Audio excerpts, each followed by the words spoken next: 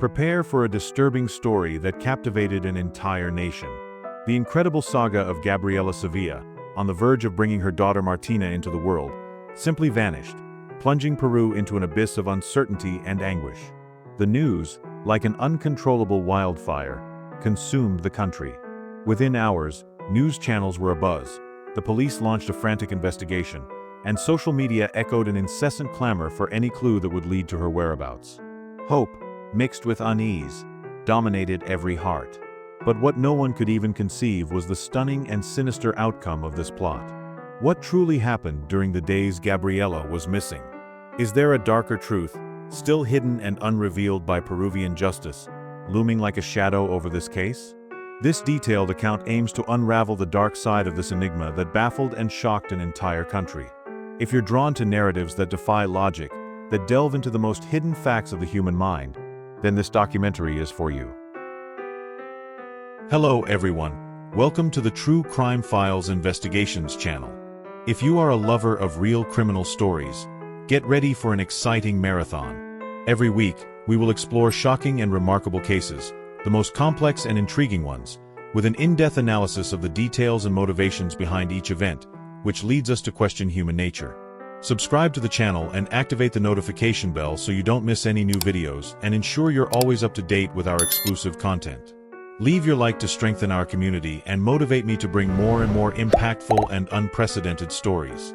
Get ready to discover the backstage of the crime world, learn about the failures of the judicial system and the stories of victims fighting for justice.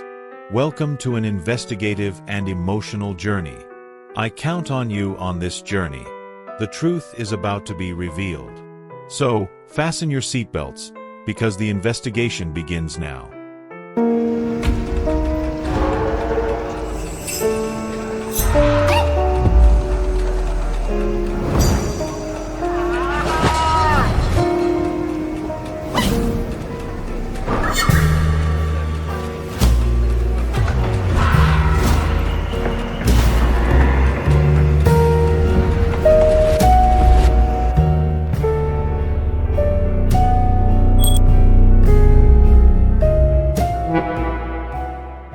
At 7:20 p.m. on October 19, 2022, Peru held its breath before a disappearance that seemed to come straight out of a movie script. Gabriela Sevilla, a 30-year-old woman who, by her own account, was in the final days of a long-awaited pregnancy, left her home in Santiago de Surco, a quiet area of Lima. She reported that contractions were intensifying, a clear sign that the moment to meet her daughter, already named Martina, was imminent. For reasons still not fully clarified, she decided to take a taxi alone. Before getting into the vehicle, in a gesture that would become crucial, she took a photo of the driver and sent it to her partner, Ramiro Gálvez. The family, naturally, awaited her with great expectation at the clinic, but Gabriela simply didn't show up. She vanished mid-journey, and with her, the entire story of the pregnancy she had shared with everyone for months, fading into thin air. The silence regarding Gabriela's whereabouts quickly turned into apprehension. Ramiro and her parents, consumed by visible anguish, didn't hesitate and rushed to the San Borja police station to report the disappearance. The complaint was formalized at the end of the day, and the police immediately began searching, working with the main hypothesis of a kidnapping. After all, it wasn't just a missing woman, but a pregnant woman in labor, which elevated the case to a top priority emergency. The Missing Persons Investigation Division, the renowned Delinqury, had the sole and primary objective of locating Gabriela. In parallel, the public prosecutor's office was notified, and a series of police actions were triggered. At that moment, every step seemed perfectly justified, given the gravity of the situation. In the early hours of October 20th, between midnight and 2 a.m., social media was flooded with a wave of messages. Gabriela's friends and family posted her photo with a text that went viral in a matter of hours. The image and story spread with impressive and overwhelming force. It was almost impossible to remain indifferent to the situation of a pregnant woman who had simply vanished off the map. By 9 a.m., the country's main news channels were already covering the case, broadcasting every detail. They reported that the Ministry of Women and the police had received the report of the disappearance of Gabriela Olga Victoria Sevilla Torello, 30, who was pregnant and on her way to Clínica Internacional. The reports closely followed the trajectory of this young woman, with intense and uninterrupted coverage. The tension was palpable in the live broadcasts. Reports stated that the search for Gabriela Sevilla, the 30-year-old pregnant woman who had disappeared the night before at the height of her pregnancy, continued without a trace. Interviews with family members and the terrifying possibility of an innocent pregnant woman being kidnapped generated an immediate and profound reaction across the country.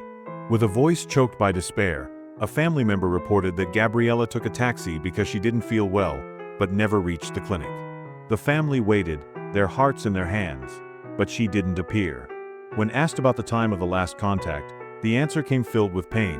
Around 7:34 p.m., Gabriela called, saying she was in the taxi, that she didn't feel well, that her water had broken and she was getting wet. Then, the call dropped, and silence abruptly settled. The Ministry of Interior and the Ministry of Women also made public pronouncements, promising legal and psychological support, and asking for serenity while the Peruvian National Police, PNP, conducted the searches. The authorities' concern reflected the gravity and overwhelming impact the case was generating in Peruvian society.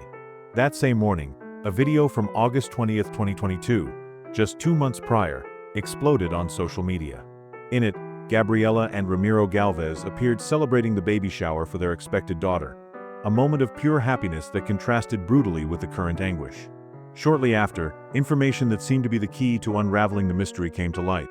The photo of the taxi driver that Gabriela had sent to Ramiro was released to aid in the search. Even without showing the driver's face, the image quickly spread through all media outlets, generating a wave of hope. The family's appeal was heartbreaking. They said their daughter had taken the photo and they knew who he was. They pleaded that if he had made a mistake, he should return their daughter, their granddaughter, and that if he wanted money, he just had to ask. They made it clear they would pay whatever it took, but that he should restore their daughter and granddaughter.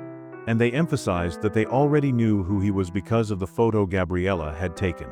The image became an emblematic symbol of hope and a plea for justice. Gabriela's relatives said she had called a taxi through the Bit app. However, within hours, the company itself denied this version, stating that there was no record of any trip requested by Gabriela or Ramiro. The puzzle, then, gained new and unsettling pieces. The question hanging in the air was, why would a woman in labor take a street taxi alone, leaving no digital trace? Experts began to consider the possibility of human trafficking or even newborn trafficking. What started as a disappearance, in less than 12 hours, had transformed into an event of national proportions. But the most disturbing thing was that no concrete clues emerged. No one had seen the taxi, and it didn't appear on security cameras. Gabriela Sevilla had vanished as if she had been swallowed by the earth. And while everyone awaited news, what would happen in the following hours would be completely unexpected, something that would not only leave the police at a loss but also the entire country in shock. With each passing hour, the mystery deepened, gaining increasingly darker contours. More than 30 hours passed without any sign of Gabriela. There was already talk of her death or even a criminal gang behind a kidnapping. But in the early hours of Friday, October 21st, the young woman reappeared. She was walking alone through the streets of Villa Maria del Triunfo, disoriented, with signs of blows on her face and body. And what shocked everyone most was that her daughter Martina was not with her. She managed to reach her godmother's house, from where she was immediately taken to the Central Military Hospital in Jesus Maria. There, according to reports, she was in a state of complete confusion. She couldn't explain how she got there, nor what had happened.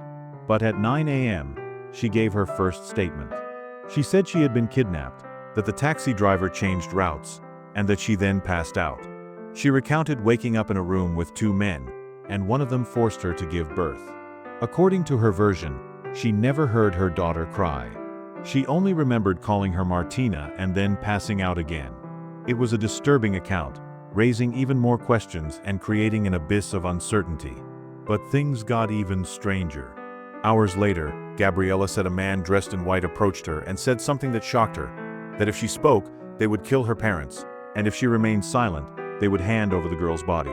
After this threat, she passed out again, and the next thing she remembered was being in Villa Maria del Triunfo, lost, injured, and without her daughter. News of her reappearance spread as quickly as her disappearance.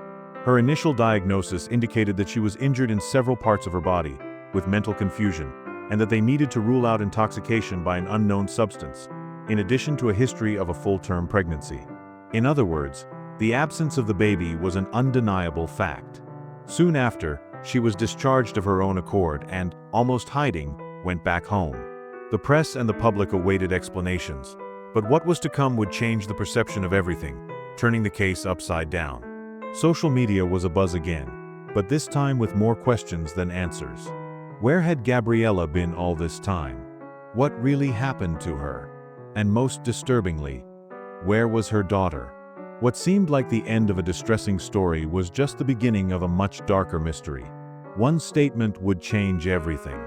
At 10:15 a.m. on the same day, the Minister of the Interior, Willy Huerta, announced that doctors at the military hospital had concluded that Gabriela had not been pregnant.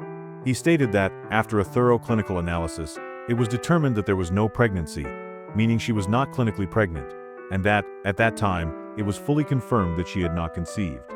Minutes later, the Institute of Legal Medicine confirmed the unthinkable.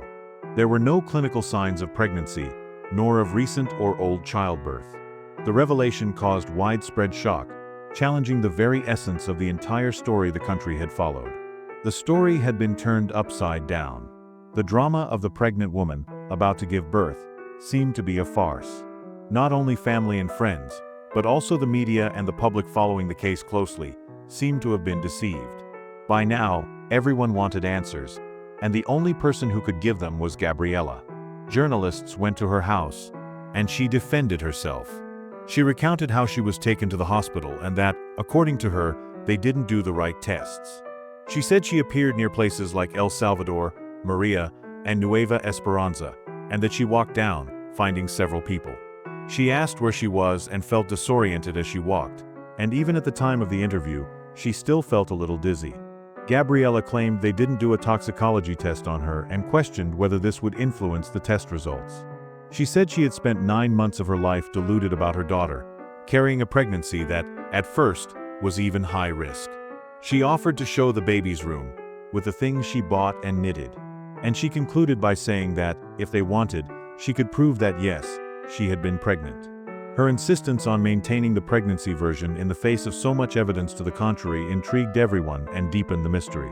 But nothing seemed to protect her. The results of the laboratory tests she underwent leaked, officially confirming that she was never pregnant. The HCG hormone, known as the pregnancy hormone, is produced in pregnant women and remains in the body even 10 days after childbirth. But the levels of this hormone in Gabriela were almost zero, meaning there was no scientific proof to support her claim of pregnancy. Despite this, her family continued to defend Gabriela's version. They were asked if they had seen her belly grow, if they had followed the pregnancy, and if she had shown any ultrasounds. Their answer was yes, they had seen the ultrasound and everything else, and that it was impossible for Gabriela not to be pregnant.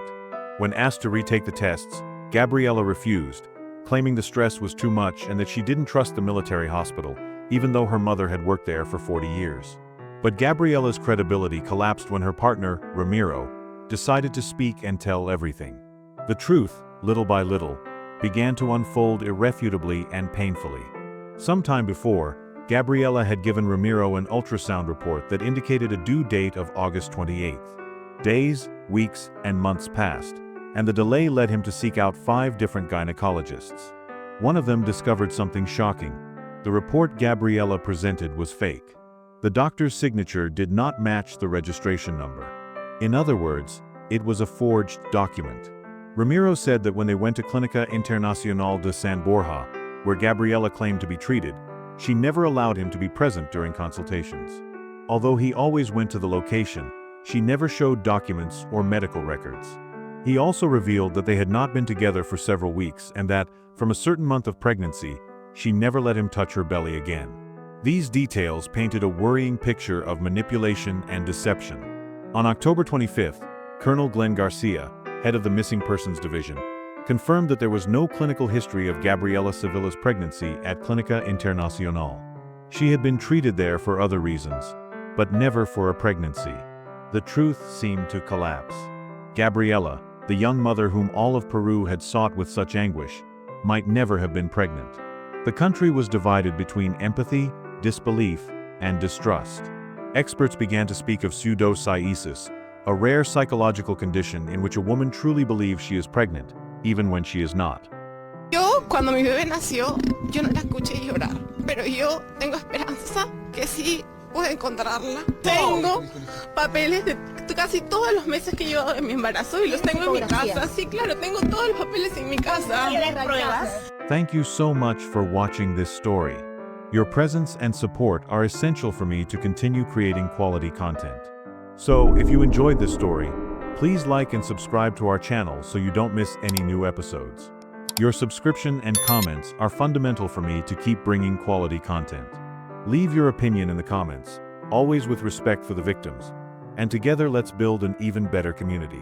Thank you so much for following my work, and I'll see you in the next episode.